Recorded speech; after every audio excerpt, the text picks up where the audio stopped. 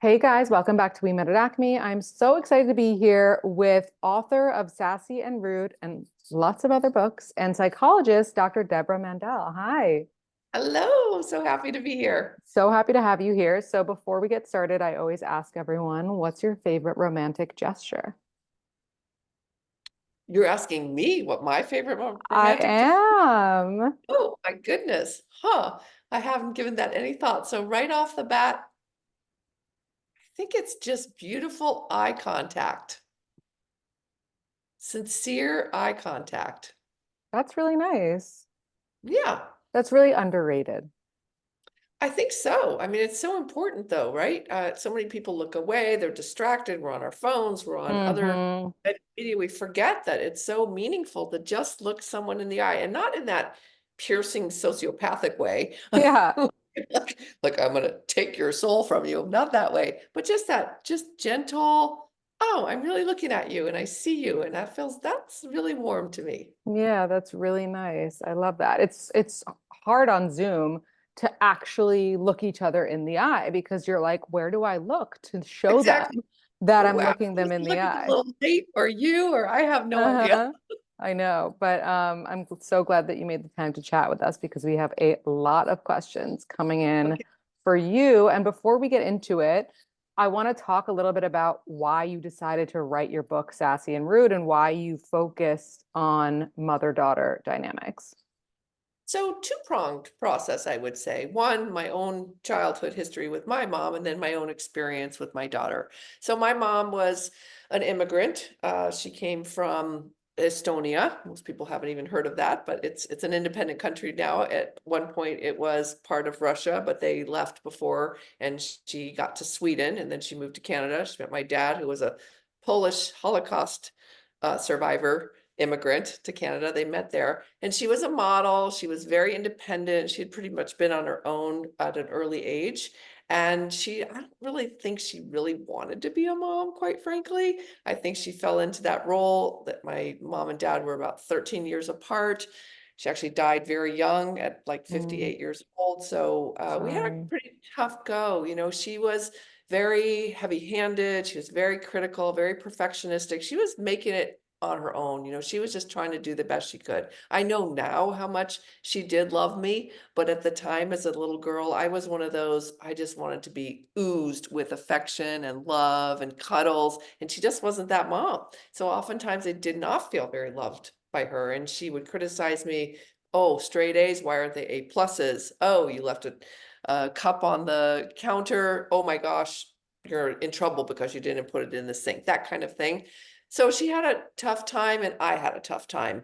Mm, So I had vowed when I was younger, when I have kids, I am definitely going to do this differently. I'm going to be that loving, crazy on your butt mom. Like I'm going to just be there holding you, cuddling you, that snuggling, all that. Then I had my daughter, of course, and I was fortunate to have a beautiful, wonderful young lady and who's now in her early 30s. And we had a pretty rough time when she was in her late teens and early adulthood. Just a lot of that push pull. I thought I had done everything really well. We made a joke. I had the college fund and the therapy fund, just in case you needed mm. a thing. And so it was very inspiring me to take both of those stories, as well as the hundreds of mother-daughter duos that I've worked with, to try to help people have hope that you can have a better relationship than you have now if you want one. Yeah, totally. I know that that's really, really meaningful stuff because this mother-daughter dynamic is such a foundation, whether you realize it or not, for how your other relationships go, like your female friendships, your romantic relationships. Did you feel like your dynamic with your mom affected your like marriage, your, interpersonal relationships like that? I would say it affected me everywhere because I think I just ended up looking for love in all the wrong places, if you will. I was Mm. constantly looking for that approval, that acknowledgement. I didn't even form my own sense of self. I mean, I decided I was going to be a psychologist when I was 12. That was the one thing that I knew. I would be at my parents' parties and I would be doing the hors d'oeuvres and making $1 an hour, slave labor. And, and people would say, well, what do you want to be when you grow up? And I said, a psychologist. Well, why not a psychiatrist? So I don't want to do that stuff. I just really want to be in people's hearts and understand that. So I had a lot of confidence in that role because I knew that I was pretty messed up and I knew I needed a lot of help. And that was one way Mm-hmm. to help get therapy, was to be in the field. So I was very excited about that. But also it just felt like my relationships were all about trying to get approval. I wanted approval so badly. And that actually translated into my romantic relationships as well. I sought men who would say nice things about me, and that would be enough. It didn't matter Right. what they were doing in their lives or if they were mean Mm. to me in other ways. It's like, oh, you said something nice to me. Okay, I can ride on that for a long time. Mm-hmm. Yep. Yeah, that's very real. It's funny. I never really thought that my relationship with my mom had any effect on my romantic relationships. And then I noticed that, when you sometimes call your partner the wrong name Yeah, yes. and there's so much meaning behind it, I would accidentally call my partner mom. Like, Oh, it was so I crazy. Like, I'd be like, oh, wait, no. Like, and I was like, how are the two? Because, like, I date men. I'm like, how are the two coming up like that? There must be something. Like, the two people that like I feel like I not take advantage of the most, but are hardest on are like my mom and my partner. Like my dad gets away unscathed probably, my sister not so much, but like I feel like my mom and my partner get like blamed for the that's most things in my life, because fascinating. your mom, because obviously, everything's your mom's fault. And Yes. then your partner, because you could be like totally yourself and like hope, hopefully they're not going anywhere, but you never know. So it is interesting how that happened because I was like, oh, maybe that is some sort of reflection on how it's affected my relationship, which is interesting. Um, It- that inspired a couple of thoughts for me, if you oh, care. tell me, Yeah. please. So one, oftentimes we hear the saying that it's our dads who inspire their daughters to pick people like their dads. But I don't Mm, think that's necessarily true. I think that we have a mix. It's a mix and match that a lot of totally. times we're drawing into our lives people who are going to be a mix of both our mothers and our fathers in a way that we're hoping to have a different outcome. So whatever didn't work out well in that original relationship, we're hoping to have kind of the same substance where we have something different. So what you brought up is what we call transference in psychology. And that's the tendency to project onto someone that which we experienced with someone else, good or bad, right? You can be Mm, driving down the street and you see a silver-haired lady who reminds you of your grandma, and you start smelling cookies in your brain, and you say, oh, that's a positive transference. Or you could see somebody at the store who reminds you of your Aunt Suzanne, who was mean and cruel, and you go, ooh, and you haven't even talked to this person for a second. So now think about that in our intimate relationships. That's going to we're going to wreak havoc in all of those departments where we're projecting a lot of stuff. So that name calling, it's because somebody at that moment, in this case, your intimate partner, is reminding you of your mom in some certain way, either his behaviors, his attitude. It could be a look in his eye. It could just be a right. smirk on his face. And then all of a sudden, whatever that is that you had with your mom is going to get projected there. It's a fascinating phenomenon. That is fascinating. And have you ever heard I don't know if it's like a phrase, but you become one parent and you marry the other.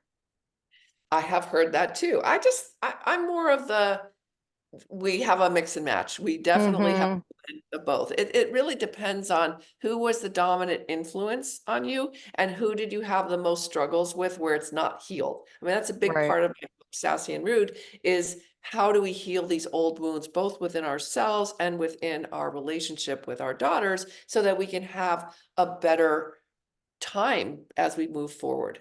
Mm-hmm. Yeah, I love it. If you're listening, pick up the book, but we'll be talking more about that. So this is all the questions. I mean, there's so many questions that came in, so much, I think, so much is dealt with when it comes to mother-daughter dynamics. And I would say one of the biggest questions is, and this is like something related to what you mentioned with your mom, is dealing with high expectations, a mom that has high expectations. having dealt with it yourself, what was the best, way to react to something like that?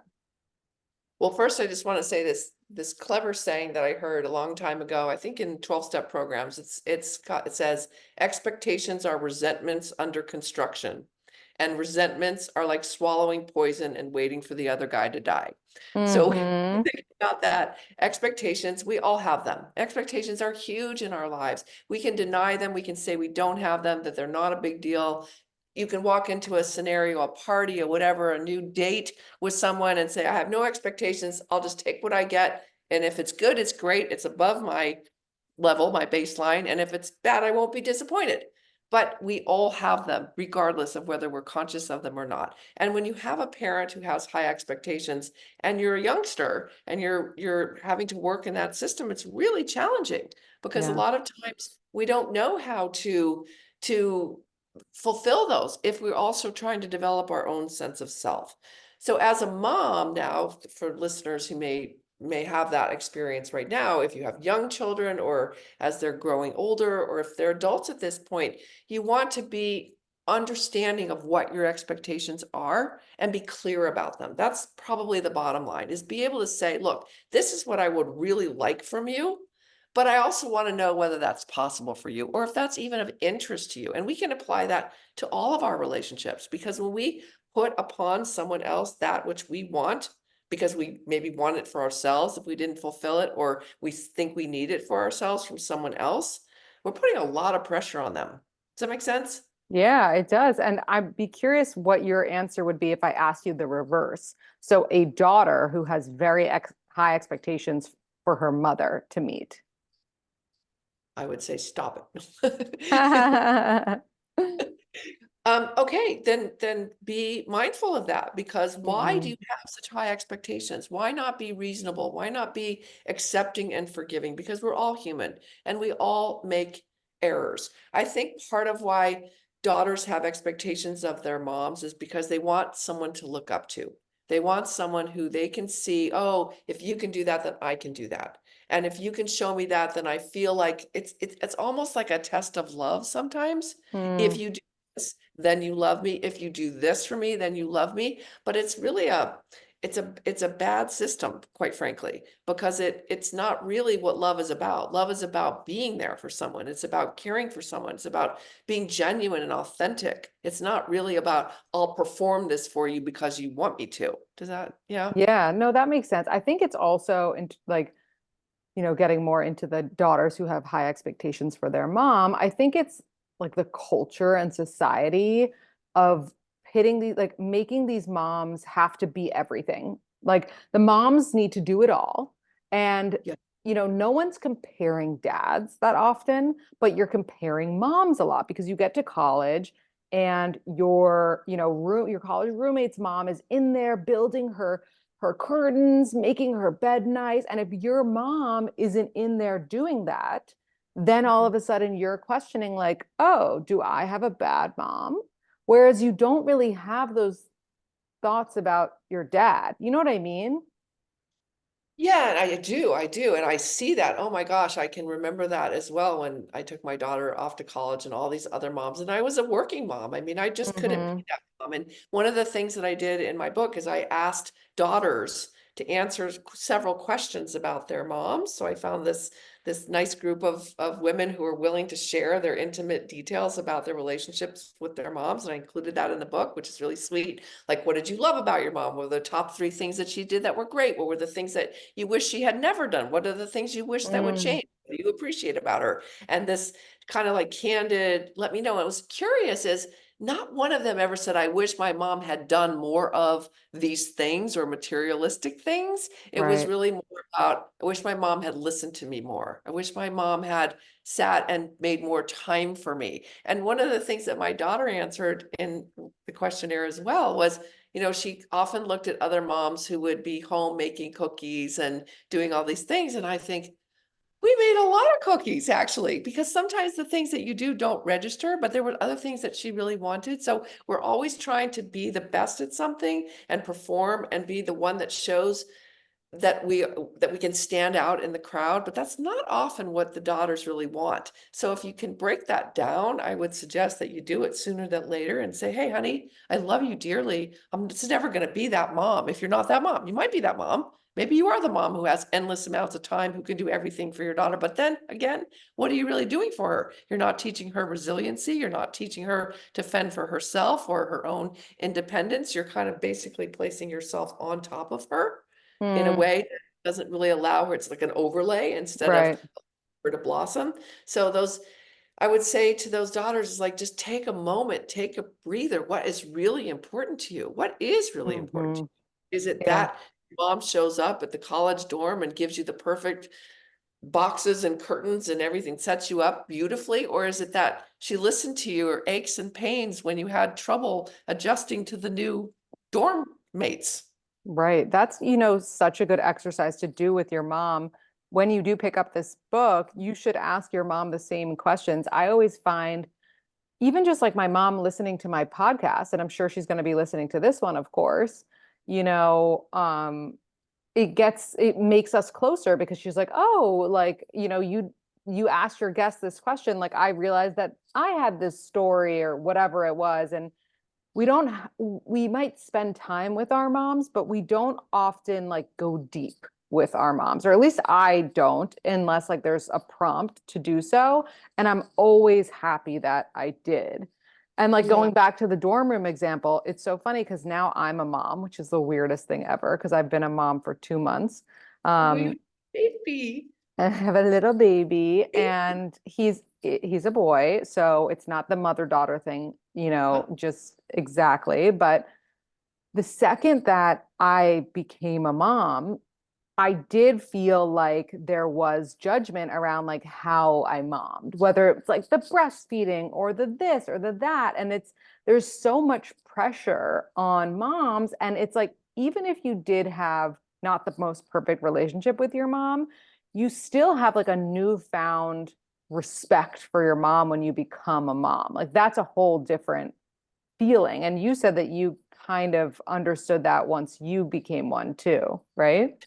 Yes, and it just brings to mind, how many times have you been in the grocery store and you see a mom behaving toward her child, and before you had children, you're like, I would never do that. And then the next Uh-huh. thing you know, you have a toddler who's screaming and reeling with anger and frustration on the floor. And you're like, darn it, okay, here's the candy, whatever. I'm just doing it this one time. And everybody's looking at you like, that's wrong, so that Uh-huh. judgment is so pervasive. I have to tell you a really funny story, and I do say this in the book.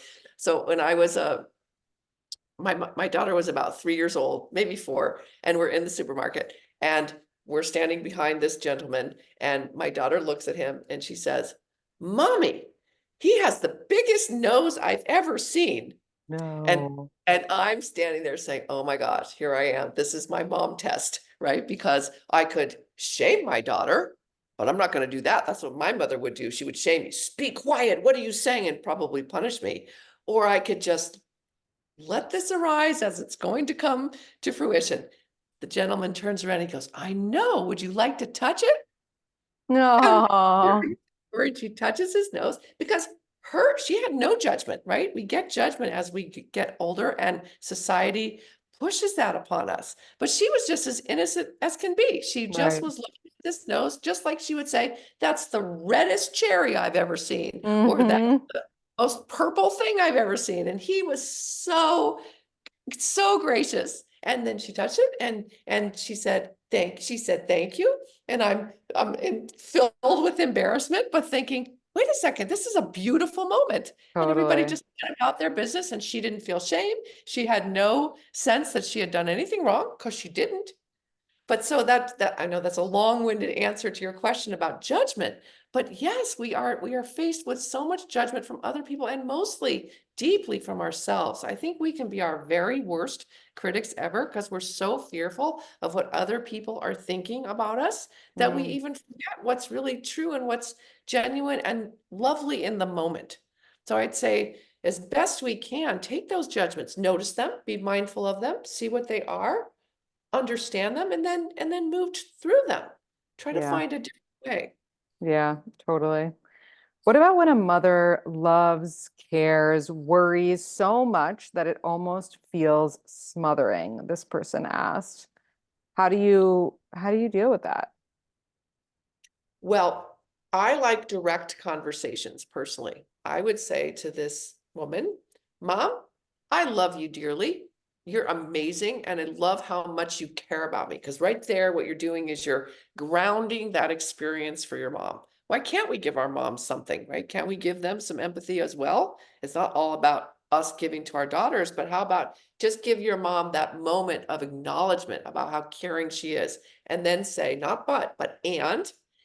And at times, I really feel like it's a little much for me. And I know you mean well, and I know you're trying your best, and I love your advice, but let's work out a new contract.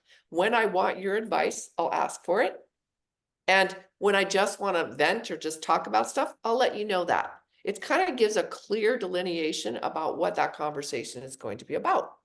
I love that. It's like give your mom some credit. Like I always say with your partners, set them up to win. Like if you want flowers, tell your husband I want flowers when you get home today. Like do the same thing with your mom. It shouldn't be any different. I my mom, came over the other day, and being a new mom, I appreciate when someone offers to like bring something over or do something helpful. And she came over like empty-handed, and I was like I could just create like start a resentment, and like that would only hurt me. I was like, or I could just be honest and helpful. And I said to her, I was like, next time you come over, ask me if there's anything that I need, because I would have loved if you like brought lunch over for us. And she was like, you're right. I should have. She Mhm. immediately understood and took it. And it like it added like 3 years to my life, because I could have just literally stewed in that resentment. And what's the point of that, 100%. That's so beautiful. And I think that's really it's a great example of love languages, right? We talk about love languages in our intimate Mm-hmm. relationships, but we don't talk about them in our mother-daughter or father-son or father-daughter or our parental and children, adult children relationships. But we have a language of love that's kind of universal. And it's really interesting. I'm going to guess, and I could be wrong, but I'm going to ask you a question. Did your language of love with your mom change as you had a child? Interesting. I don't know that it did, Is but it always been acts of service or something that, I'm such an acts of service person. okay, okay, so it I didn't change. like through and through, um but I definitely appreciate acts of service more after having a kid. Okay, because I just to highlight for some people out there, our Hmm. love languages often do change as our circumstances in our lives change. Yeah, So whereas I used to be like the oozer for affection and words of affirmation, and then right. when I was a single mom and doing multiple tasks all the time, nonstop, so busy, then whoever I was with, if they gave me an act of service, that was it. You ding, ding, ding, you win. It Hmm. was, oh, why don't you go lie down and take a rest? Like, who has time for rest? What are you saying? Why don't you offer to do the laundry? Right, right, exactly. So I'm gonna leave you with a little seed here, future, as you move forward with raising your child. See if your language of love with your mom may change. Maybe it's gonna be that, maybe it's gonna be different. But I would say that I think that's a really important dynamic to pay attention to in our Yeah. relationships with your moms and with our daughters, is to understand that language of love. Yeah, that's so true. I actually think that now that I think about it, I definitely was more of a words of affirmation person before, with Okay. her specifically, because like I just wanted to hear like you're doing great, I love you, like you're such a good mom, you're such a good daughter, whatever. And now I'm like, throw those words out the window, give me Feed lunch. me. Feed me. And it So makes perfect sense, right? yeah, yeah, Because where's our attention lie at that particular moment in our right. lives, and where's our stress? Because stress Mm, has it has a big impact on how we receive love. Because if we're very stressed and we're receiving something that somebody else may be intending to be loving, we may not receive it, because that's when our expectations go awry. Because if we're not really clear, just like you said, it's perfect. If you want flowers, if that's going to make you feel good at the end of the day, give your intimate partner a hint. Hey, hun, that's something that makes me feel really good. Or if it's make dinner twice a week, or take my car to get washed, or whatever that is, or tell me I'm beautiful now and again, that really makes me feel good. Yeah. So we get to express that. And that's so important in all of our relationships. Yeah, I love that. This I know one, you said also that you do mostly a dating show, right? yeah, yeah. Yeah, I think that would be really fun for us to dive into that too Oh, about, you read my mind because the next okay. question is how to trust my own gut when my mom has an annoying knack for always being right. And I believe that she's referring to like with relationships and, people she brings into her life. If the mom doesn't necessarily approve, she might know in the back of her head the mom's right, but like wants to trust her own gut. Okay, so on that one, depending on her relationship with her mom, I'm going to suggest something very bold. And the bold statement would be, Mom, again, acknowledge and validate who your mom is. Mom, you tend to be pretty spot on when it comes to these things, and I really appreciate that. But for right now, in this part of my life, I want to really find my own intuition, and I want to see what I think before I hear from you. So I want you in my life. I don't want to exclude you, and I like to tell you about things. Do you think you'd be willing to withhold your opinion about something until I ask for it? Like, just be willing to ride it out with me and see Mm, where obviously, if I'm coming to you and I'm saying I'm getting married tomorrow, and you have this very strong inkling that this is not the guy for me or not the gal for me, then we'll have that conversation. But right now, while I'm just free flowing and I'm going out and I'm kind of figuring it out myself, can you just ride with me in that space of just gentle, just hanging? hmm Ask her Yeah. that. I And if think she that's says, I can't do that, then then we have a different story. right, right. I think that's a very fair request. This person on the same topic said, how much is too much to tell your mom about your dating life? I feel like I spill too much. Ah, well, I guess that's all relative, isn't it? If she thinks that she's spilling too much, then she probably is. She's probably overriding her own boundaries, and she would like to have a conversation with herself then, I would say, as to self, where do I want to draw the line that's going to feel good for me? And maybe it's a sort of wait and see. Maybe you share more as you feel more comfortable instead of just blurting it out. I was known for being a blurter. When I went on this one date with this guy years and years and years ago. It's a very, very long time ago. And I told him everything wrong with me in the first date. Oh Literally. no. I mean, that I had an eating disorder in the past, that I all everything that would turn somebody off. We went out to dinner. It was fine. Then the next time I saw him, he goes, I've never encountered anybody who told that much about themselves on the dark side in the first time. I said, well, that's me. But I kind of learned that, well, that was a little too much. It was too much for him. I mean, we had a relationship and it worked out okay, but it was too much. So for this woman, I would say, just take a pause and say, why are you sharing so much? Is it because you want your mom's approval? Is it because you're anxious? Is it because you want your own approval and you're seeking it from your mom? You ask the question why, because once you get a handle on the motive behind it, then it's easier to adjust the level of expression. hmm Yeah. So And there's reel there's yourself in. Yeah, there's a chapter in my book too about, how much to tell your own daughter about things too for moms, because sometimes Mm. moms want to share. I shared way too much with my daughter when she was too young about my history, because remember, I'm the blurter. So, so I had to learn that the hard way, that sometimes it's developmentally not appropriate to share that much. Now, with adult daughters and moms, it's a different story. That's interesting because I feel like I would love if my mom shared more with me about her stuff, like even just like about like her friendship dynamics, like this or that, like the gossip with her friends. Like I love that stuff.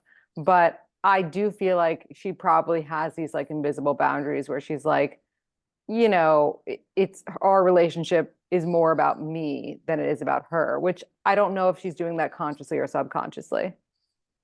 Well, you may be able to then take this opportunity to share with her that you'd like to transition into more of that, right? I mean, we do have Mm, this when you say invisible boundary, we kind of have these invisible rules too about when is it developmentally appropriate to start to share more of things that are more adult, right? I mean, if you're sharing, if let's say a 40-year-old woman who has a 10-year-old daughter is sharing how she used to be a prostitute, probably not the best information to share with your 10-year-old. Right, right. Right. But maybe when the daughter is 25 and she has some holes in her memory about what mom's life was like, maybe it's okay to say, you know what? I entered into a realm of life that was challenging for me, and here's what it was. So you Mm-hmm. could say to your mom, hey mom, you know what? I think we're at that place in our lives. It doesn't have to be all about me. I'd love to hear more Mm-hmm. about you and what life was, and that could help me as well. Because even if moms don't share that with their daughters, it's there. Yeah. In other words, that element, and especially if there's a lot of woundedness, a lot of emotional wounds that are not healed, then that stuff, it does ooze out in some way or another. Mm-hmm. Would you say it's normal or not normal to talk about sex with your daughter? Your own sex, or your own sexual experiences, or the sexual experiences that your daughter is likely to encounter, I or both? think I think both. I would assume that this person isn't talking to their mom about the sex with her dad and her mom, but like maybe her mom's past sexual things and maybe her current as the daughter. I'm gonna say this as my answer is on a continuum. So you have to really judge the maturity of your own daughter and Mm, what you really think is appropriate for her to know. Because I do think that it can be, as much as inquiring minds want to know, especially like middle school girls and high school girls, they want to know everything. You might be baited and likely to tell too much. So I would mhm, be cautious about that. But when it comes to, let's say you're talking to your daughter about, well, birth control and the first part of having your period, right? Having menstruating. That's a big conversation for mothers and daughters to have, which many moms don't have. They give, they show them the aisle in the supermarket and say, here, pick which one you want, and don't really talk about it. So I think those are really important conversations. I did learn that from a lot of the daughters that I spoke to, that that's a really meaningful conversation to have with mom, as well as understanding what that experience about sexual encounters can be like, both the good and the bad, that it can be difficult, it can be challenging, it can be uncomfortable, it could be fun, it could be lively, it could be whatever, that there's a whole realm, and make it as free and non-judgmental as possible, but always in the background monitoring how much might be too much. yeah. Yeah, that makes sense. Okay, so on the flip side, we kind of talked about like when your mom is always right about your significant other and how that's like annoying. What about if your mom is obsessed with your significant other? She loves your significant other, and it makes you feel like she's never on your side when you fight with him, let's say. Okay, I imagine that you understand the theme of my the backbone of my answers is always going to be as open communication as possible. So it would be, Mom, this is how I feel. And the way we talk about our feelings is really important. And I talk about this in the book as well, that we tend to say thoughts and judgments when we're disguising that as a feeling. So what we want to do is say, Mom, I observe, I know, use your own words, of course, but in the very skeletal version, it's, Mom, I observe that you seem to be very attentive and interested in my significant other's feelings, thoughts, emotions, who he is and you, or who she is, and you support that. And oftentimes I observe that you don't take my side. I interpret that to mean that you don't really care about my side, and I feel sad. Now you've said a feeling. But a lot of times people will say, I feel that you are Mm, not sharing a feeling at all. So the best way to be understood by somebody, the best way to engender some sort of empathy, is to actually be clear about what your emotions are. So you distinguish between your observations, your interpretations, and what your actual emotions are. mhm. So, Mom, and you can say, I don't really like it that you're always taking his side. That's what it seems like to me, Right. because it makes me feel sad. It makes me feel alone. It makes me feel like we're really not close. Mm-hmm. And then also, second part, and the big part is get curious. Mom, why is that? Have your mom pause for a moment, try to figure out what is her agenda? What is her motive? Ask it curiously, though, not judgmentally. That's really good advice. And Mm. I apologize in advance if you hear my baby crying in the background. I promise he's okay. It's lovely sounds. You mentioned briefly having an eating disorder yourself. A Mm. lot of like I don't know if it was the generation of my mom and her friends, but I feel like eating disorders were more common for my mom's generation. I don't know if you ever heard the term almond mom. Have you heard Almond, that? almond, A-L, like an Yes. almond? Yes. Oh, no, what is that? So it's a term, it's kind of like a TikTok viral term, and it's basically uh, having an almond mom is like having a mom who like eats one almond a day and is like, I'm stuffed. Oh, Like one of those moms who just is really really cares about her weight and the way she looks and potentially projects that onto her child. So people will usually say in the videos like I was raised by an almond mom type of gotcha. thing. And like this is how it affected me. And I guess my question to you is like, how do you deal with a mom who doesn't like her own body? And like, that has a huge effect on you as the daughter because you treat your body and yourself the way that you've seen your mom treat her body and herself. 100%. And part of why I got into the field was because my eating disorder was very severe when I was a teenager. And that's what I specialized in for the first half of my psychology practice was helping women with and men with eating disorders because my mom had a very severe eating disorder. She was what we call more of a pure anorexic. So exactly what you're saying. She wouldn't eat until maybe 5 o'clock in the day, and then she would have, the smallest amount of food, and she was full and she was very thin. And partially part of her cause of death was her anorexia. Mm, So to get our body image from our moms, and it's really important, even though moms will say to their daughters, well, you're beautiful, you're just wonderful, just as you are. But if the daughter is observing mom, pinching her arms and going through endless amounts of personal training and dieting, etc., to look a certain way or has certain, images around the house, it can be very, very invasive to a young woman. So I'm assuming that most of your listeners now are adults. And so I think maybe that's, yes, am I yes, yeah. accurate? Okay, so adult women, so you've crossed that, it'd be different advice for a teenager. I'd say get into therapy fast because Right, this right. be a really big challenge. But for adults, I think it's really important to say, Mom, you may not understand the impact of this on me, and you may not be believing in your mind that you're expecting me to be the same as you, but I have to let you know that I'm worried about you. This is an extremely challenging situation to observe you never being happy with yourself. And how do you expect me to be happy with myself? Call her out. Call her out gently. I mean, if you have a narcissistic or very abusive mom, that's a challenge, then I would withhold that advice. But if you have a pretty open communication with your mom, things are pretty good on most fronts, and that's a sticking point, call her out. Say, Mm, I think you need to get healthy in your mindset about your right. body image and about food because it's Hmm. disturbing. Yeah. How do you know if you have a narcissistic mother? Well, your mother asks you I'm trying to put this simply. Your mother asks you a question about you, and the next thing you know, within 5 seconds, it's all about her. Hmm.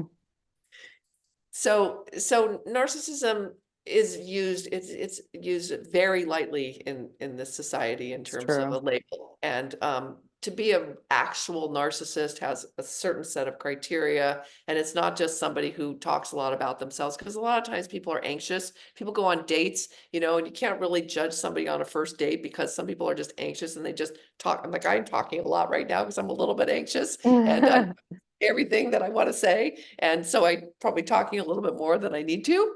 Uh, but it's the lack of empathy. It's the sincere lack of empathy. So that when someone says, you know, my feelings are really hurt about this, how could your feelings be hurt? It's my feelings that matter. And it's always turning it back on themselves, always about their own victimization, always about their own obsession about themselves and their own hurt feelings. That's probably the best sign of narcissism, is the lack of empathy. Hmm. Yeah. How do you deal with a narcissistic mom? What's the best way to set a boundary? I mean, you just said that like you can't really call her out on it. So what do you do? Uh, Stay low key as best as you can, have really reasonable expectations. I mean, if it's really seriously confirmed, I mean, I would say pay a lot of attention to that before you just judge a parent as a narcissist, because a lot of it can be unhealed emotional wounds as well. And so Hmm. I would try to have that conversation. But if you're just shut down over and over again, and you really feel gaslit, that no matter what is happening, it always ends up being your fault, there's no sense of accountability, self-responsibility, acknowledging of anything about somebody's limitations, that they're always putting themselves on a pedestal, they have to be idealized, they're always right, then I would just kind of placate a little bit and just know that that's the limitations of that relationship. Yep. If you even want to have a relationship. Yeah. Yeah. What about those who lost their mom early on? And like, how does that tend to affect your romantic relationships? I think there's a big difference between early on, like childhood, let's say pre-adolescence, Let's say adolescence. like 13. A 13. Okay, so right at that stage where you're really needing a mom more than ever to be kind of your guide, the person who you're going to look toward for some answers to your own mysterious questions about your body, etc. I think it can be really challenging, because if you didn't have anybody else who stepped in, I mean, ideally, if that situation has occurred, there was maybe a coach or a teacher or somebody in your life who acted somewhat as a mentor, maybe an aunt or somebody who stepped in. But if you really didn't have that, and one situation does come to mind, and this woman was, I don't want to say damaged because that sounds like it's irreparable, but literally had a lot of scars from that experience. It can be so Hmm. devastating. So if that's happened, I would say seek out mentors, find coaches, find people in the world that you can look up to, get some of those questions answered. It's never too late to go back and be 13 again and say, you know, when I was 13, I had this question and I never asked it of anybody. Would you care to answer it for me? Hmm. You all have an inner child in us all the time. Right. We can be 5 at any moment. We can be 7, we can be 12, we can be 15, we can be 25. Have So allow yourselves that. Mhm. Have you ever heard the phrase like you're stuck at the age of your trauma? You know what I mean?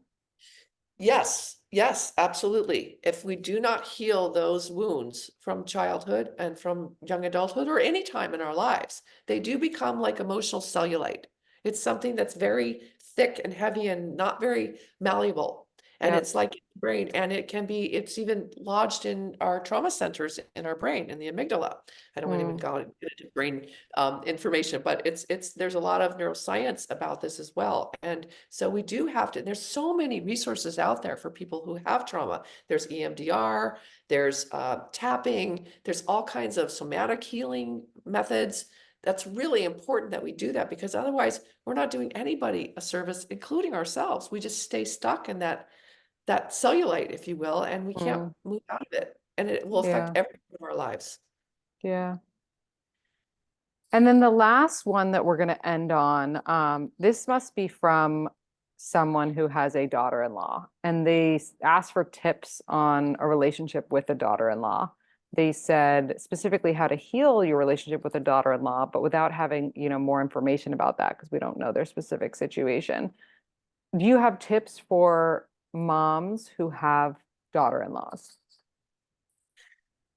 That's a great question. I have not been asked that one yet, so thank you for that. Oh, I love it. It's a unique relationship, isn't it? Right? Because it's not your actual daughter. There are some daughter-in-laws who are very excited to have I could call it another mother, right? You have your Hmm. own mother, but now you have an other mother, and that can be a beautiful thing. But sometimes it's not necessarily the person you would have picked, or maybe the daughter-in-law perceives you as being a helicopter mom or Yep. too intrusive, to not allowing her partner to have his own voice or her own voice. We're assuming that this would be with somebody, it could be a gay couple, we don't know. Just be mindful that it's important to be communicative. Try to not alienate, try to understand the intentions behind certain actions, because I think that's why we can't see intentions. Mhm. Intentions do matter to some degree, not when you're 3 years old and you fall off your bike because your brother pushed you down. You don't care what his intentions were. Maybe he was trying to save you from being hit by a car. You don't care. You're angry because you're bleeding and your skin is all torn up and you don't like it. But as Mhm. adults, I think we have the capacity to understand where is this coming from?